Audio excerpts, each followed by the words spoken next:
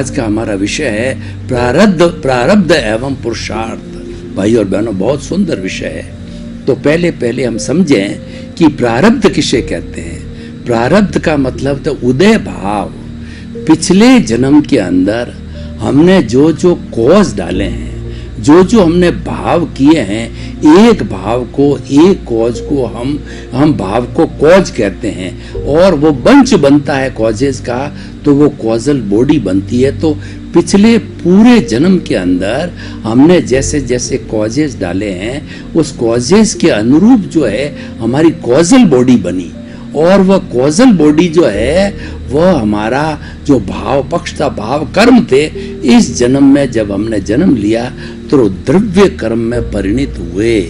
और सारे वो द्रव्य कर्म है, जब वो हर समय उसका उदय होता रहता है, उदय कहिए, प्रारब्ध कहिए, राइज कहिए, वो एक ही बात है। तो उदय भाव है वह प्रारब्ध कहलाता। प्रारब्ध का मतलब पिछले जन्म के अंदर मन वचन काया रूपी जैसी बैटरी हमने चार्ज की थी, वो इस जन्म के अंदर ये डिस्चार्ज हो रहा है। ये डिस्चार्ज ही प्रारब्ध है, यानी उसके अनुरूप ही जो है हमारा जब वो फल जो हमने कर्म बीज डाले थे, वो कर्म बीज बन के जब पक के फल बन गया, तो पक कर हमारे सामने आया, और उस फल के अनुरूप ही जो है हमें सुख दुख की अनुभूति होती है और जीवन भर होती रहती है। ये प्रारब्ध के अनुरूप होती है।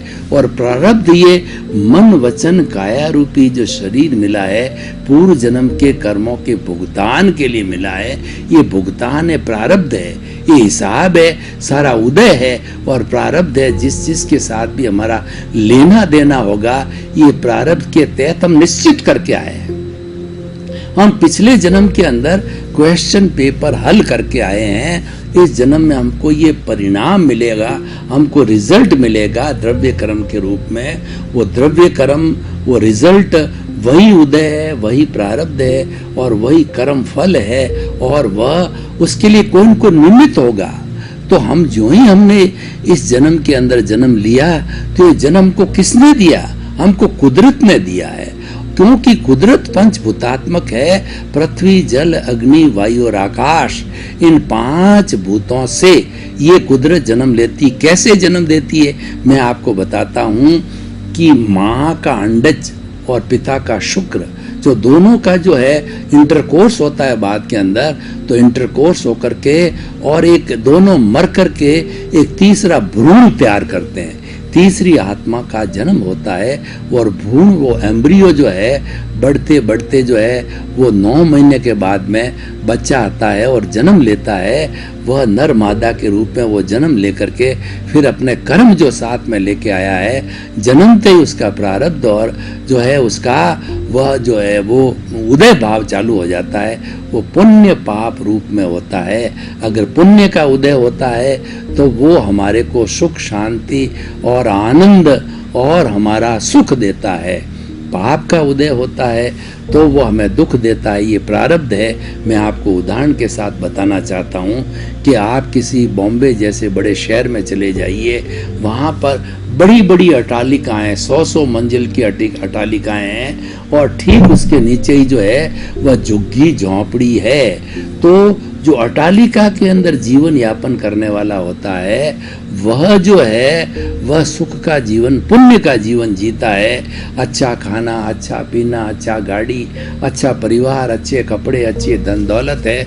और जब आप उससे अट्टालिका के नीचे आते हो, झुग्गी झोंपड़ी में प्रवेश करके देखो, तो आपको मालूम पड़ेगा कि 5-5, 7-7 लोग छोटे से 5 फुट बाई 5 फुट की झुग्गी झोंपड़ी में रहते हैं। बराबर से वो सो नहीं सकते, बराबर से वो बैठ नहीं सकते, ऊपर से पानी टपक रहा है और वो पानी भी उनको सहन करना, गर्मी लग रही है, सर्दी के अंदर पूरे कपड़े नहीं उनके पास में, 2 जून की रोटी नहीं मिलती, आपस में लड़ते हैं, झगड़ते हैं, कलह है, बीमारी है, और कोरोना जैसी बीमारी भी ऐसी झुग्गी झोंपड़ी वालों के अभी ज़्यादा फैली है, क्योंकि वो अति नज़दीक में रहते हैं, उनके पास व्यवस्था नहीं है क्वारंटाइन करने की, दूर रहने की। तो भाई और बहनों, हम ही आपसे बताना चाहते हैं कि वो पाप का फल है, और वो पुण्य और पाप हम पीछे से लेकर के आए, ये सारा प्रारब्ध है गीता की भाषा में, और जैन धर्म की भाषा में उदय है। तो इसीलिए प्रारब्ध और उदय एक ही है।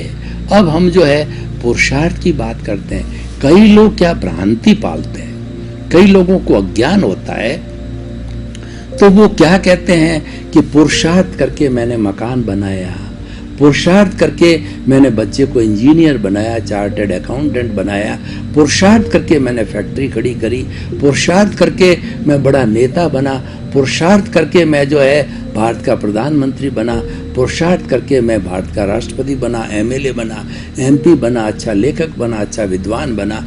कहता उसको पुरुषार्थ मानता है। परिणाम को पुरुषार्थ मानना जो है यह हमारा अज्ञान है। वो तो हम लेकर के आए हैं, जो हो रहा है वह पुरुषार्थ नहीं है, हम करेंगे वह पुरुषार्थ है। मैं आपको बताना चाह रहा हूँ हो रहा कैसे, कि आपकी पत्नी के साथ के अंदर आप किसी समय अच्छा प्रेम है, लेकिन कभी ऐसे बरस पड़ते हो कि बेचारी को न मालूम क्या क्या गालियां बक देते हो। तो क्या पत्नी से झगड़ा करना चाहते थे? बाद में आपको कितना प्रायश्चित होगा, पश्चाताप होगा कि मैंने गलत कह दिया, क्षमा याचना भी करते हो, शुद्धिकरण भी करते हो, वो विषय अलग है। पर वो हो गया, न चाहते भी हो गया। मैं तो ये चाहता हूं कि मैं भारत का प्रधानमंत्री बन जाऊं, तो क्या मैं बन सकता हूं? नहीं, क्योंकि मेरा प्रारब्ध नहीं है तो बन नहीं सकता। मेरे सोचने से क्या होता है, हर एक व्यक्ति चाहता मैं करोड़पति बन जाऊं, अरबपति बन जाऊं, लेकिन उसका प्रारब्ध नहीं है, वो लेकर के नहीं आया तो कैसे बनेगा।